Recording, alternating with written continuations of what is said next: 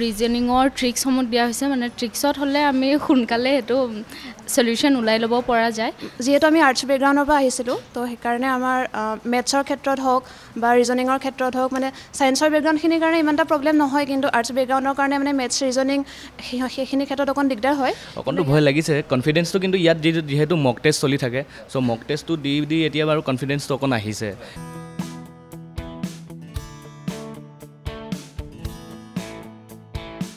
তৃতীয় আৰু চতুৰ্থ বৰ্গৰ নিযুক্তি পৰীক্ষাৰ বাবে এতিয়া লখিমপুৰতো দেখা গৈছে ব্যাপক প্ৰস্তুতি ছাত্ৰ ছাত্ৰীসকলৰ মাজত ব্যাপক প্ৰস্তুতি দেখা গৈছে আৰু আমি বৰ্তমান উপস্থিত আছোঁ লখিমপুৰৰ এটা কোচিং চেণ্টাৰত ইম্পেক্ট নামৰ এটা কোচিং চেণ্টাৰত উপস্থিত আছোঁ এই চেণ্টাৰতে এতিয়া ছাত্ৰ ছাত্ৰীসকলক দেখা গৈছে যে এডিআৰই পৰীক্ষাৰ বাবে এতিয়া সাজু হৈ থকা দেখা গৈছে তেওঁলোকে কিদৰে প্ৰস্তুতি চলাইছে আমি তেওঁলোকৰ লগত পোনে পোনে কথা পাতিবলৈ যত্ন কৰিম হয় কিদৰে প্ৰস্তুতি চলাইছে তোমালোকে ইয়াত এডিআৰই যিহেতু চাপিছে এতিয়া ক্লাছ কৰি থকা হৈছে ইয়াত ৰেগুলাৰলি লাইব্ৰেৰীৰ সুবিধা আছে ক্লাছো কৰি থকা আছে টিচাৰ্ছকেইটাই গাইড দিছে ভালকৈ আৰু আমিও নিজৰ প্ৰস্তুতিটো নিজৰ ভাগে ভালকৈ চলাই গৈ আছোঁ আৰু কি বিষয়ত তোমালোকে অকণমান কষ্ট পাই আছিলা বা কি বিষয়ত এতিয়া কি বিষয়ৰ কাৰণে বেছি গুৰুত্ব দিছা মেথছটো পাৰ্টিকুলাৰলি অলপ টান আছেই বাৰু এইটো চবেই টান পায় আৰু ৰিজনিংটো ক'ব গ'লে অকণমান ক্ৰিটিকেল আছে মানে এইটোতে আৰু অন্য এজনৰ ওচৰত আমি যাবলৈ বিচাৰিছোঁ হয় কেনেদৰে প্ৰস্তুতি চলি আছে এতিয়া ঠিকে খালি হেৰি মেথছৰ অলপ প্ৰব্লেম আছিলে বাকী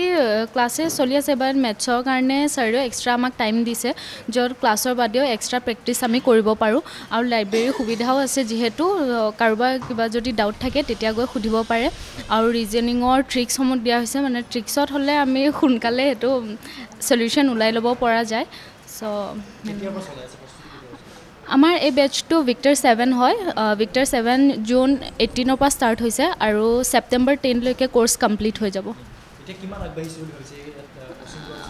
অলৰেডি আমাৰ কোৰ্স কমপ্লিট হৈছেগৈ কিন্তু টিচাৰসকলে মানে ৰিভিজন টাইপ দি আছে তাকে কেনেদৰে প্ৰস্তুতি চলাইছে তোমালোকে যেহেতু চাব গ'লে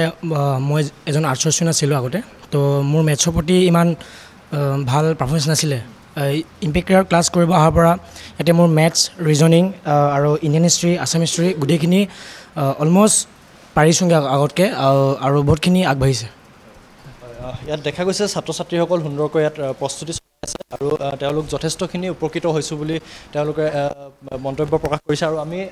আৰু অন্য কেইজনমান ছাত্ৰ ছাত্ৰীৰ লগত কথা পাতিবলৈ যত্ন কৰিম হয় প্ৰস্তুতি যেতিয়া আমি মানে কোচিংটো নোলোৱাকৈ ঘৰত যেতিয়া কৰি আছিলোঁ তেতিয়া বহুতখিনি অসুবিধা পাইছিলোঁ চিলেবাছটো বহুত বেছি ভাষ্ট আছিলে কি পঢ়িব লাগিব কেনেকৈ আৰম্ভ কৰিম কেনেকৈ শেষ কৰিম সেইখিনি আমি একো মানে এটা আইডিয়া ল'ব পৰা নাছিলোঁ কিন্তু ইয়াত কোচিংটো লোৱাৰ পিছত মানে বহুতখিনি উপকৃত হৈছোঁ ছাৰহঁতে আমাক তেনেকৈ গাইডেঞ্চ দিছে আৰু কেনেকৈ পঢ়িব লাগিব সেইখিনি যথেষ্ট আমাক মানে হেল্প কৰিছে আৰু যেহেতু আমি আৰ্টছ বেকগ্ৰাউণ্ডৰ পৰা আহিছিলোঁ তো সেইকাৰণে আমাৰ মেথছৰ ক্ষেত্ৰত হওক বা ৰিজনিঙৰ ক্ষেত্ৰত হওক মানে সায়েন্সৰ বেকগ্ৰাউণ্ডখিনিৰ কাৰণে ইমান এটা প্ৰব্লেম নহয় কিন্তু আৰ্টছ বেকগ্ৰাউণ্ডৰ কাৰণে মানে মেথছ ৰিজনিং সেইখিনি ক্ষেত্ৰত অকণ দিগদাৰ হয় কিন্তু ইয়াত কোচিংটো লোৱাৰ পিছত যথেষ্টখিনি উপকৃত হৈছোঁ মানে আধা যিখিনি মানে কনচেপ্ট আমাৰ নাছিলে সেইখিনি ছাৰহঁতে বুজাই পৰা ক্লিয়াৰ কৰি দিছে আৰু আমাৰ প্ৰত্যেক ইয়াতে দেওবাৰে মক টেষ্ট হৈ আছে মক টেষ্টখিনি দিও আমি বহুত যথেষ্ট উপকৃত হৈছোঁ মানে কনফিডেন্স লেভেলটো আহিছে যে পৰীক্ষাত মানে আমি এনেকৈ যদি কুৱেশ্যন আহে আমি এটেম্প কৰিব পাৰিম সেয়ে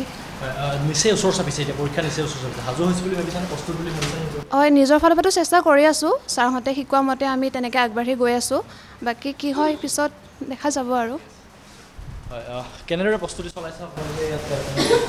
আৰু কি বিষয়ত আগতে কঠিন পাইছিলে এতিয়া কেনেকুৱা পাইছে হয় একচুৱেলি ক'ব গ'লে মানে মোৰ মেথছটো আৰু ৰিজনিংটোত অকণ কনফিউজন আছিলে যিহেতু এতিয়া ইয়াতে কোচিং চেণ্টাৰটোত জইন কৰি মেলি এতিয়া বৰ্তমান মই মেথছ আৰু ৰিজনিংটোত কনফিউজন বহুত দূৰ হৈছে আৰু প্লাছ মোৰ বাৰু প্ৰস্তুতিটো চলি আছে এতিয়া দেখা যাব পিছত কি হয়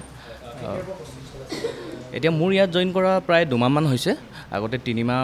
বেলেগৰ হৈছে মোৰ অকণমান লেট হৈ গ'ল তথাপিও মই যিমান দূৰ পাৰিছোঁ মই নিজৰ পৰাও অকণ ট্ৰাই কৰিছোঁ আৰু প্লাছ ইয়াত কোচিং চেণ্টাৰত আহি মেলি মোৰ মেথছ আৰু ৰিজনিংটোত বহুত কনফিউজ আছিলে সেই দুটা ক্লিয়াৰ হৈ গৈছে মোৰ যিমান এইবাৰ প্ৰথম বহিম হয় কেনেকৈ ভয় লাগিছে নেকি অকণটো ভয় লাগিছে কনফিডেঞ্চটো কিন্তু ইয়াত যিহেতু মক টেষ্ট চলি থাকে চ' মক টেষ্টটো দি এতিয়া বাৰু কনফিডেঞ্চটো অকণ আহিছে এতিয়া যেনেকৈ কুৱেশ্যন পেটাৰ্ণবোৰ আহে বা কি হয় ছাৰহঁতে ভালকৈ আমাক মক টেষ্ট পাতি মেলি জনাই দিছে গতিকে এতিয়া অকণমান কনফিডেঞ্চটো হ'লেও আহিছে প্ৰশিক্ষকসকল আছে ইয়াত আমি প্ৰশিক্ষকৰ লগত কথা পাতিবলৈ যত্ন কৰিম তেওঁলোকে কিদৰে ছাত্ৰ ছাত্ৰীসকলক বা শিক্ষাৰ্থীসকলক কিদৰে তেখেতলোকে প্ৰশিক্ষণ দি আহিছে আমি তেওঁলোকৰ লগত কথা পাতিবলৈ যত্ন কৰিম হয় কেনেদৰে আপোনালোকে প্ৰস্তুতি চলাই আছে প্ৰস্তুতি আমাৰ এতিয়া ক্লাছেছখিনি ক'বলৈ গ'লে এইটো আমাৰ লাষ্ট বেটছ হয় এইটো আমাৰ এতিয়া শেষ হ'বলৈ গৈ আছে আমি 10 তাৰিখৰ ভিতৰত ভাবিছোঁ যে গোটেইখিনি কোৰ্চখিনি আমি কমপ্লিট কৰাই দিম তাৰপিছত তেওঁলোকে ৰেগুলাৰ ক্লাছেছ কৰি আছে এতিয়া আমি ক'বলৈ গ'লে ছেটাৰডে ছানডেও আমি ক্লাছেছ দি আছোঁ আৰু আমি এতিয়া ধৰক এতিয়া ডেইলি আমি 4 ঘণ্টাকৈ ক্লাছেছ দি আছোঁ এনেইতো 2 ঘণ্টাই ক্লাছ হয় তো 4 ঘণ্টাকৈ দি আছোঁ যাতে সেই কোৰ্চখিনি আমি যিমান পাৰোঁ সোনকালে সেইখিনি শেষ কৰিব পাৰোঁ যাতে তেওঁলোকেও নিজৰ প্ৰস্তুতিটো আৰম্ভ কৰিব পাৰে কি বিষয়ৰ ওপৰত আপোনালোকে ছাত্ৰ ছাত্ৰীসকলক বেছি গুৰুত্ব দিছে মেইনলি তেওঁলোকৰ যিহেতু প্ৰব্লেমটো মেথছ আৰু ৰিজনিঙত হৈ আছে আৰ্টছ বেকগ্ৰাউণ্ডৰ আছে সেইকাৰণে মেথছ আৰু ৰিজনিঙত আমি বেছিকৈ ফ'কাছ কৰিছোঁ কিন্তু তাৰ উপৰিও আপোনালোকৰ ইংলিছ আছে GS আছে এতিয়া ছ'চিয়েল ষ্টাডিজ বুলি এটা নতুনকৈ ছাবজেক্ট দিছে যিটো GSৰে পাৰ্ট হয় তো সেইখিনিও আমি দি আছোঁ তেওঁলোকক ইভিনিঙো আমি বেলেগকৈ এটা লাইভ ক্লাছ দিওঁ সেইটো অকল এইটো বেটছৰ বুলি নহয় সেইটো সকলোৰে কাৰণে ফ্ৰী হয় ইউটিউবত আমি দি থাকোঁ আৰু আমাৰ মক টেষ্টবিলাক হৈ থাকে এভৰি ছানডে হৈ থাকে আৰু সেই মক টেষ্টবিলাকৰ আকৌ এনালাইচিছ ভিডিঅ'জো আমি ইউটিউবত দি থাকোঁ তো সেইবিলাক চাই পিনি তেওঁলোকে প্ৰস্তুতি চলাই থাকে এতিয়া নিশ্চয় ওচৰ চাপিছে পৰীক্ষা নিশ্চয় ওচৰ চাপিছে বহুত দুখীয়া ছাত্ৰ ছাত্ৰী আছে যিসকলে কোচিং ল'ব পৰা নাই তেওঁলোকক আপুনি কি ক'ব বিচাৰে চাওক কথাটো হ'ল যে হয় প্ৰথম কথা হ'ল যে যিটো প্ৰিপেৰেশ্যন থাকে সেইটো প্ৰিপেৰেশ্যনটো একচুৱেলি 10 দিনত কোনো কৰিব নোৱাৰে সেইটো মিছা কথা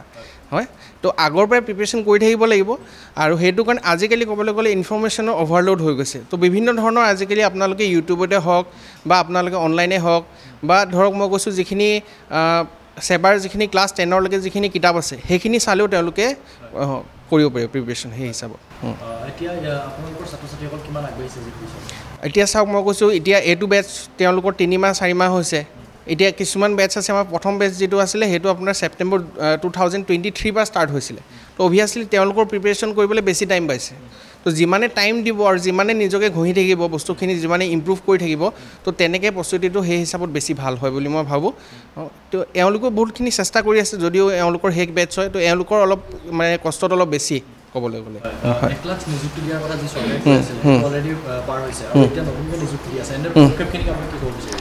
পদক্ষেপখিনিতো বহুত ভালেই পদক্ষেপ হৈছে এইখিনি মেইন কথাটো হ'ল যে আমাৰ